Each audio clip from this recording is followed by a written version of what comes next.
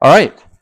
Um, today, today we don't have a whole lot of time, but I kind of wanted to see how you guys are doing. You guys have any questions, thoughts, comments, maybe about the sermon today, maybe about just Bible reading, maybe. Caden, you had your hand raised. Did you have a thought? That's okay. It could be about anything. Just like random questions. Yeah, anything you guys would like to discuss today. Otherwise, I certainly have an idea of my own. But yeah. So the other day it was like really crazy, and I found like I was like arguing with my friend because she said like badly about me, Oh, like behind my back, okay. and she was like, "I'm sorry about the incident," and I didn't really realize that I said it, but I was like, "Jesus sat with sinners and he didn't sin." Like a lot, and it was just so crazy because I never thought about it that way before, but like. Right. That's true. That's a good point. Jesus lived in the presence of sinners. He lived in the world, and yet he was without sin. So yeah, probably not the best idea to just blame our behavior on somebody else, right? We never, nobody ever wants to do that for good behavior. They want to take all the credit for good behavior, but if it's bad behavior, it's them. Good behavior, that's my fault. Bad behavior, their fault. Have you ever noticed that? It's kind of weird. Yeah. What are some ways that we can glorify God other than just like having Very good call. What are some ways we can glorify God through all that we do? Well, you mentioned a really good one, a really having good attitudes. Okay. How does a good attitude manifest itself? First verse that comes to mind would be Philippians chapter 2, verse maybe around 14-ish or something. I'll know it when I see it. Um, it talks about doing all things. Galatians, Ephesians, then Philippians. We're in chapter 2. It's probably around 14. Yep, it is. All right. Philippians chapter 2, verse 14 says this: Do all things without grumbling or disputing, that you may be blameless and innocent, children of God without blemish, in the midst of a crooked and twisted generation, among whom you shine as lights in the world. So see, part of shining as a light, believe me, do you know how prevalent you do? You know how prevalent complaining is. I mean, if you just like stood out, I've done this before. I mean, not for very long, but if you just watch people as they are, just stand outside of Meijer and watch people going in the store. If two people are together, one person will be complaining to the other one. Like, oh, I can't believe she. And it's like, oh my goodness, complaining is huge, right? So if you like never complain, right? If you do all things, not just some things, without complaining or grumbling, you will stand out like a light. So that's one way. And that kind of goes from having your attitude right? So how do you stop from complaining though? That's not easy, is it? What's the antidote for complaining? Anybody know? Rejoicing. And that's kind of like thankfulness. Yeah. Yeah. Yeah. I mean, every day, where even if you have to like get up early or, it's like, oh, but like, can you just imagine, like, I have like this soft pillow in bed and covers. Like, this is great. Yeah. I saw a spider on my wall this morning and I wanted to kill it and I really hated it. And then I remembered climbing on my wall because I'm in a house. There you go. Right, yeah. So that is one way, right? One way where we can avoid complaining is to be so full of thankfulness. Okay. Okay, how else to glorify God in everything we do? Sometimes it's hard work, just working hard. Paul told slaves or bondservants, I want to say it's probably First Timothy 6, but I can't remember for sure. But anyway, I'll just summarize it.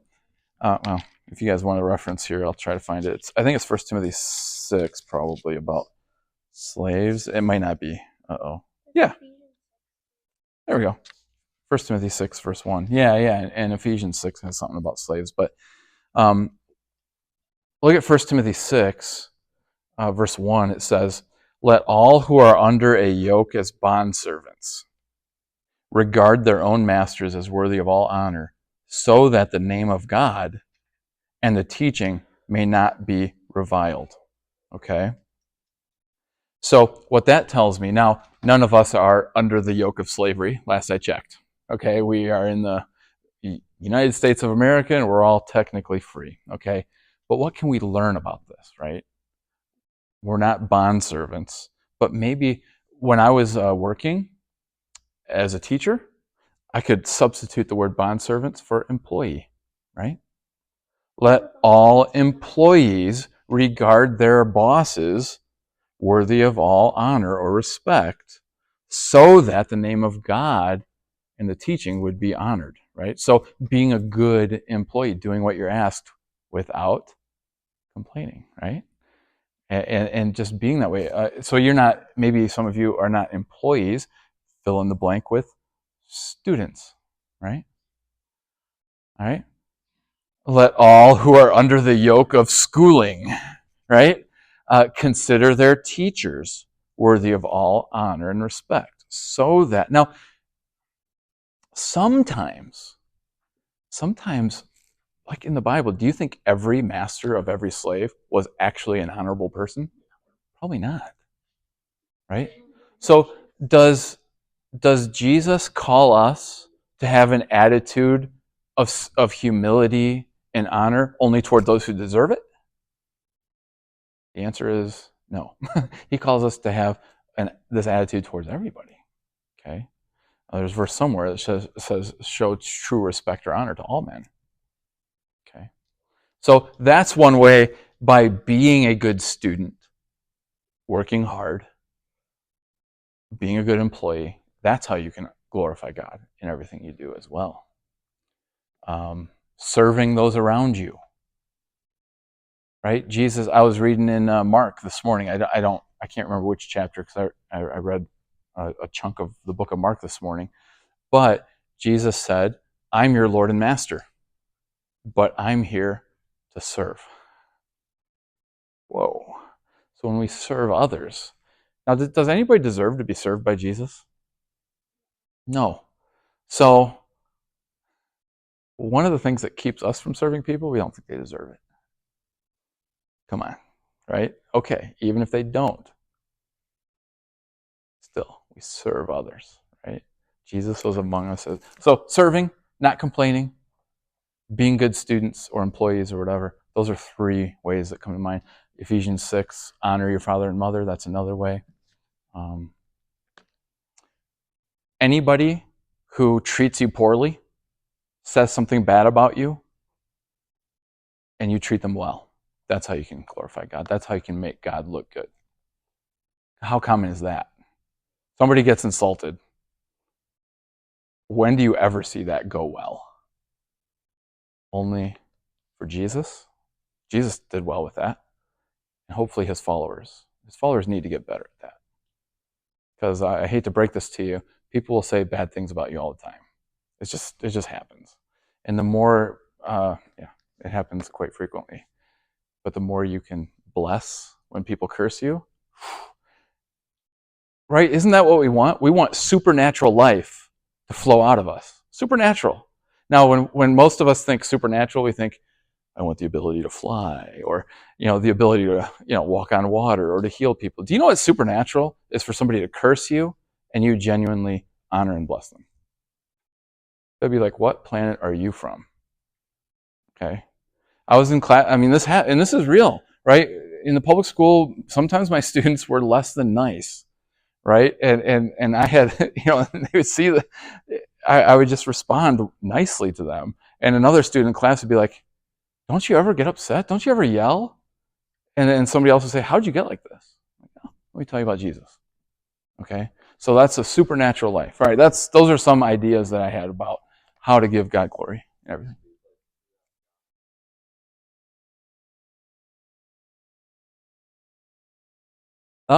Okay. Gossip or Christian relationships. First of all, there should be no gossiping. Okay? What is gossip? We'll say speaking or slander, right? Speaking ill of somebody behind their back. Okay. Now, almost always, when teenagers do that, almost always it's an attitude of, I'm going to make myself better by speaking badly of them. Okay, and there's no place for that. Bible says to put that to death.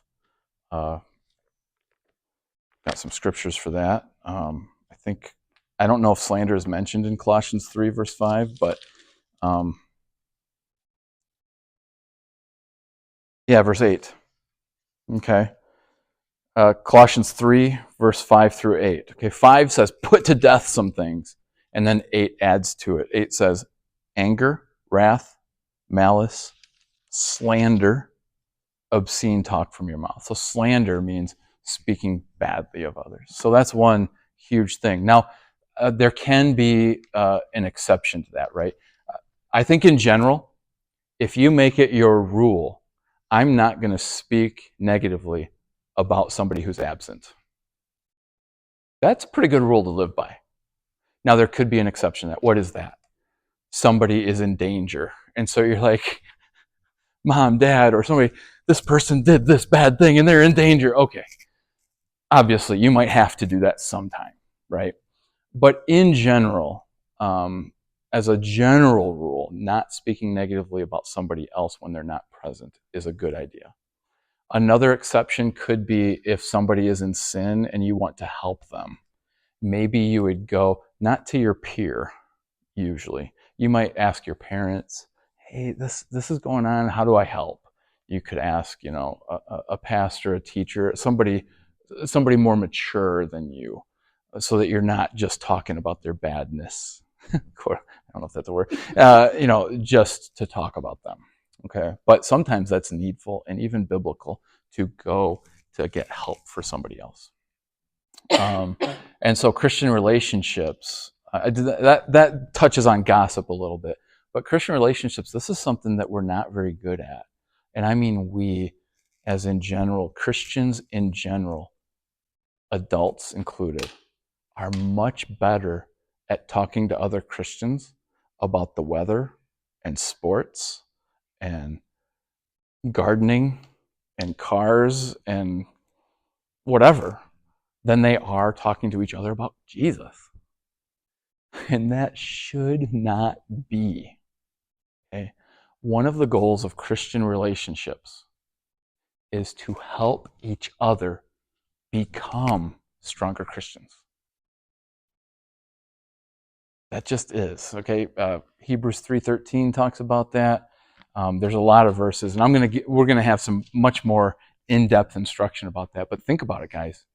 I don't know, how often do you wake up with a goal of helping somebody else grow in their walk with God?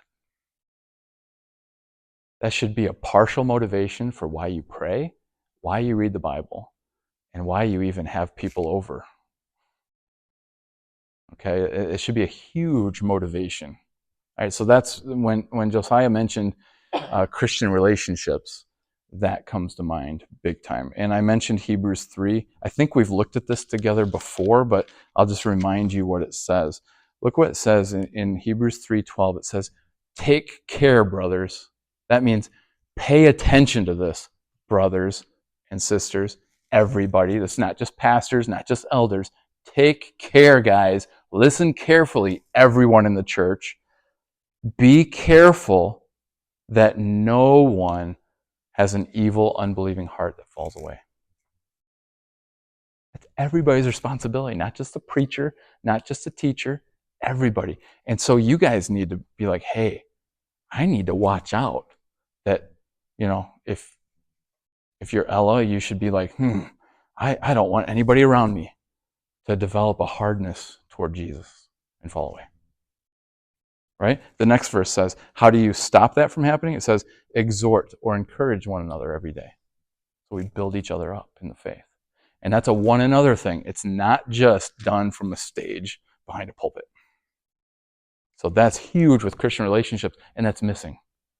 Too many Christians rely on a sermon or two a week and maybe Bible reading during the week. Maybe.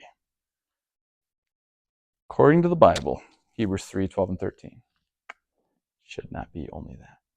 So Christian relationship needs to be focused on Christ all the time. That touch on maybe a little bit? Okay.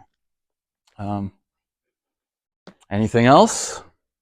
You can always count on you guys for some good questions. That's for sure. Anything? What about like people that like just really make you like frustrated?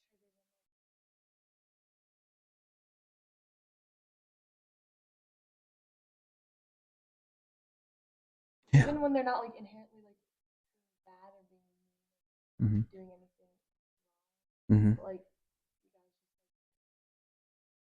Yeah. Some honest. We can be honest, right? Some people, different personalities clash, and some people might find somebody, shall we say, harder to love. Somebody. Honest. If I'm being honest, and we shouldn't lie to ourselves. Okay, let's be honest. Some people might be annoying to you, and so I think I would try to view those as extra opportunities. Do you know what I mean by extra opportunities? I mean, like, Jesus said it this way. He told the Pharisees, if you love those who love you, big deal. Anyone can do that, right? Anybody can do that. But if you love those who aren't kind to you, or if you love the hard to love people, now that's unique. Okay. So I think there's some truth that we can learn there about that as well. I think good to be honest about it, because every personality type will clash with, there's going to be different clashes, of course. That's why one of the things that you heard in the sermon today, if you were in there, was to bear with each other and be patient with each other. Paul wouldn't have had to write that if Christians didn't have to deal with that. You know what I mean? So the very fact that the Bible says, hey, bear with each other, put up with each other, means that it's a real problem and real difficult. And also, it just means we need to try harder. And think about it this way. I think there's an extra opportunity to glorify God. Do you know what I mean by that? Like, God looks extra good. Picture the devil watching your life, right? And you're really nice to somebody who's easy to be nice to. Okay, I mean, that's better than being unkind. But let's say you're really nice to somebody that, man, you just find annoying. But you're going to treat them with honor anyway. And the devil is watching that. The devil's going to be like, the devil's going to be frustrated. That's like, yes. Just tick the devil off. You know what I'm saying? So maybe, okay, if you just reframe it in your mind, like, oh, this is a hard to love person. I don't think Jesus is saying, hey, become best friends and hang out with them 8 hours a day. No, I don't think you have to. But if you can look at that person as an opportunity, maybe that would just help your perspective a little and make it easier. Yes.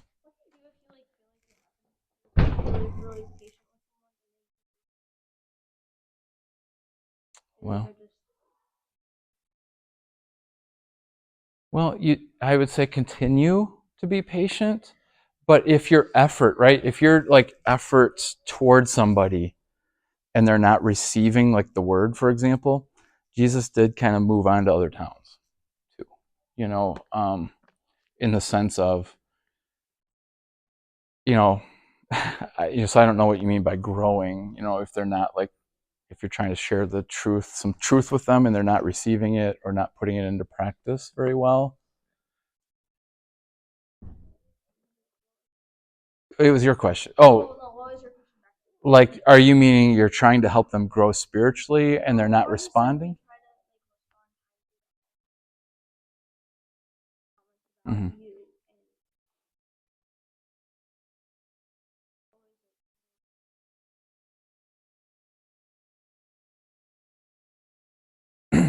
Yeah. I mean, it kind of depends on the context, right? If you're talking about like a sibling, It could be a lot longer. You know, if you're talking about somebody at school, well, there's lots of choices. Just, you don't be unkind, but maybe I'm going to try to befriend some other groups or some other people. I mean, there's nothing. What's that? Oh, okay. Then I think you're, and so we're always called to kindness. Yeah.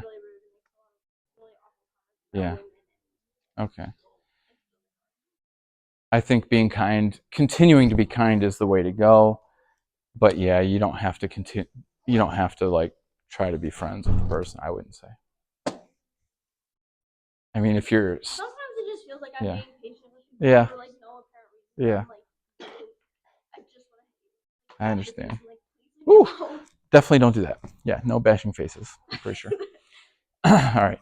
Well, we have run out of time, unfortunately. But I hope Wednesday. I think we'll probably circle up and just have some discussions. So if you guys come armed with questions on Wednesday and discussion things, that'd be great. All right.